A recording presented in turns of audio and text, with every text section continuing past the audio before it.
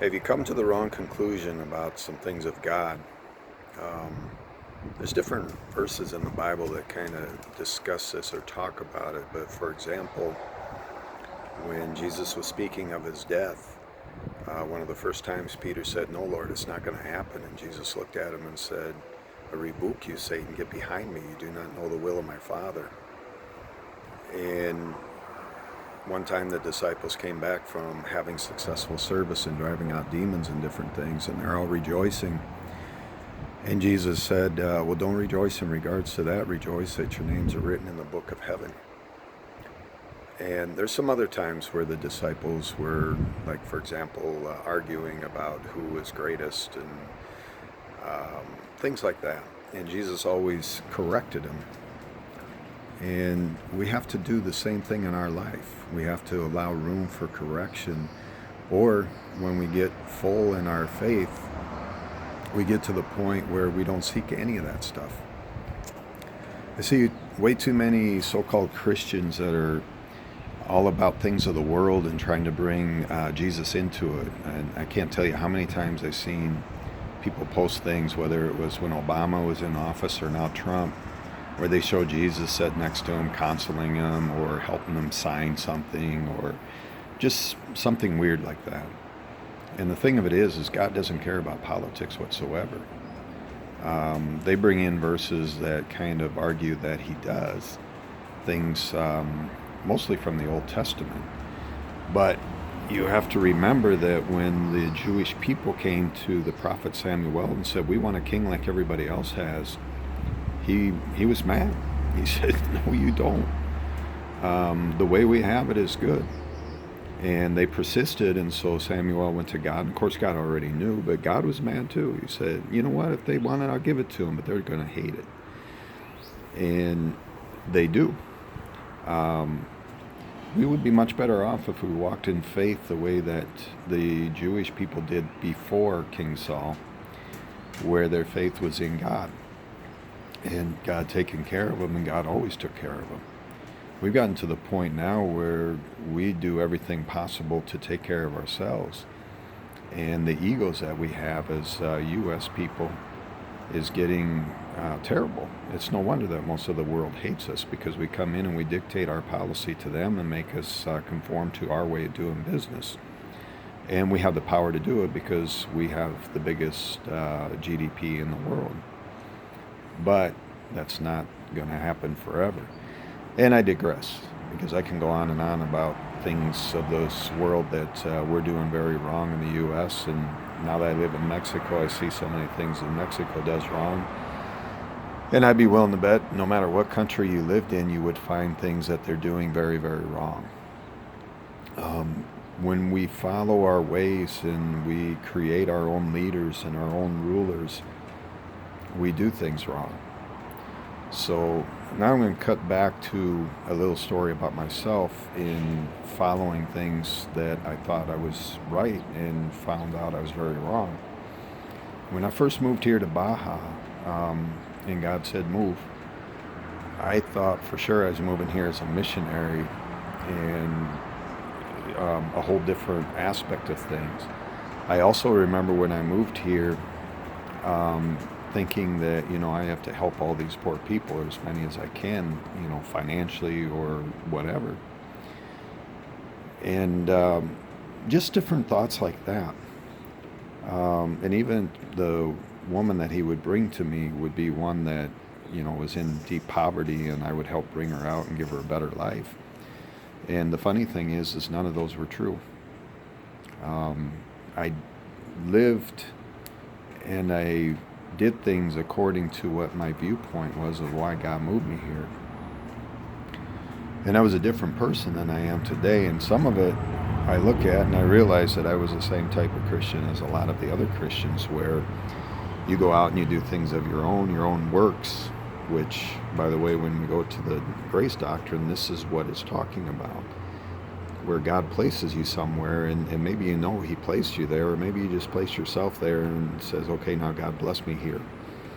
But even when God places you there, like He did me here in Baja, if you aren't really connected with God and really looking for his true purpose, you'll come up with your own purpose like I did. And you do things according to what your purpose is, which is your own works. And they're not pleasing to God. As a matter of fact, they can be completely the opposite because you're getting in the way of God. And so now let's jump forward a little bit to what's going on with this virus. I really sat back and I've been praying and praying, and there's a part of me that really wants to fight against what's going on with the lockdowns and how they're taking away our freedom, because it's very much a sign of the end of times where they're trying to take complete control. And I don't like it. But also I know that that's the will of God, because it's written clearly in scriptures that there will be that end of times where these things will happen. And people like myself will be killed, which is fine. So what do? Do you stand up and fight, or do you just let these people have their way? And the answer is it depends on what God tells you to do. And there's always this middle ground in there where you state what's going on, not so much to fight it, because it's going to be what it's going to be. You can't fight against God. It will happen. And if God allows Satan to do things in your life, you can't fight against him. It's going to happen. But on the other side of the coin, we also have to be able to stand up and say, look what's going on. And yes, it's the will of God. He's letting it happen. But don't get sucked up in it. So bringing it full circle, there's so many people that are scared of the virus and reacting in the wrong way, so they're part of the problem, part of the, what's the right word, part of the process, I guess, where Satan is getting to this new world order and God's allowing it to happen. And it's because of their fear and because they don't know God. When you know God, you stand up and you say, this isn't right. If you're going to do it, it's okay, do it. Like Jesus, when he was talking to Judas before he was betrayed, he knew Judas was going to betray him. He could have easily told the apostles or just struck them dead on the spot. But he said, go and do what you got to do. And that's the point we got to get to realize that, okay, this is going to happen. I don't really like it, but it's going to happen. So do what you got to do. But at the same time, we stand in righteousness. And Jesus didn't leave righteousness through the whole thing. He was righteous and perfect till the day he died. And now he's perfect, obviously, in heaven. So there's a balance in there where we let the evil have its way, because in this world it's broken and there's a lot of evil. It's crazy to me. The more God opens my eyes to the things of the spiritual world, the more evil I see, even in people that I thought were good. And that's a conversation that we've had before and will again, but the short of that is we take what a lot of people do and we think it's good, but it's really not. I look at my one-year-old boy and I love him dearly. I enjoy tremendously spending time with him. And, there's this thing in me that's like, wow, he's really fun and I love him and he's good, but he's not good. He's very selfish. If my 5-year-old or 7-year-old comes and hugs me or tries to sit on my lap, he's pushing him away and mad. I'm his and that's it. But, we kind of look over those things that people do and accept them as good, and they're not good.